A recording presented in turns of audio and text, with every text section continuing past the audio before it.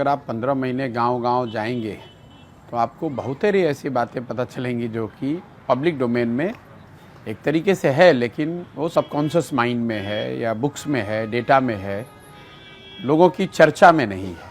बेरोजगारी और पलायन बिहार में सबसे बड़ा मुद्दा है। इसके लिए आपको बिहार के गांव में जाने की ज़रूरत नहीं है, वो तो आप दिल्ली में बैठकर भी बात कर सकते हैं। लेकिन जब गांव में आप जाते हैं तो आपको इन समस्याओं की विकरालता का, इसके सामाजिक आर्थिक पहलुओं की समझ बनती है। जैसे पलायन है, सामान्यतः लोगों की समझ ये है कि बिहार में पलायन बहुत बड़ा मुद्दा है, लेकिन इससे ज़्यादातर गरीब लोग प्रभावित हैं क्योंकि लोग बाहर मजदूरी करने जाते हैं। लेकिन जब आप गांव में जाएंगे तो आपको पता चलेगा कि ये ऐसी समस्या है जिससे समाज का कोई वर्ग अछूता नहीं है। अगर आप गरीब घर के हैं तो आपके बच्चे मजदूरी करने के लिए बाहर जा रहे हैं।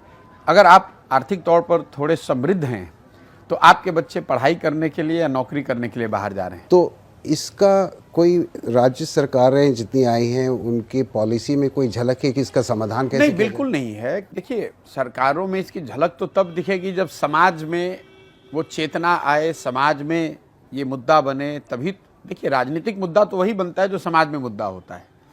समाज में एक तरीके से इस बात की स्वीकार्यता हो गई है कि जो हमारा बच्चा बड़ा होगा, जवान होगा, तो वो बाहर नौकरी करने जाएगा, और लोगों ने उसको अपने जीवन की सच्चाई मान ली है। इसलिए यहाँ बहुत सबसे बड़ा मुद्दा होते हुए भी ये कभी राजनीतिक मुद्दा नहीं है, जबकि ये बहुत बड़ा ब्रेन ड्रेन है।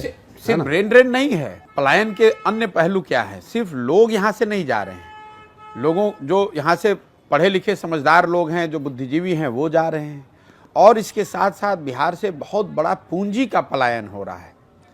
यहाँ पर जो लोग बचत करते हैं, जो बैंकों में पैसा जमा करते हैं, जिसकी चर्चा कहीं नहीं होती है, आपको माइग्रेशन या डिस्ट्रेस जो पॉवर्टी दिखती है, उसका एक कारण है कि पलायन हर पहलू से पलायन है। बुद्धि का पलायन है, शरीर का पलायन है, पूंजी का पलायन है। तो यहाँ पर जो बच गया वो बिल्कुल जिसके पास कुछ भी नहीं है, ना बुद्धि है, ना पूंजी है, ना शारीरिक श्रम की ताकत है। आप बूढ़े हो गए तो आप बिहार में हैं। अगर शारीरिक श्रम करने की आपकी क्षमता है तो आप बाहर गए हैं। अगर आपके पास पढ़ाई की क्षमता है तो आप बाहर गए हैं। अगर आपके पास पैसा है बिजनेस व्यापार करने के लिए तो आप बाहर गए हैं।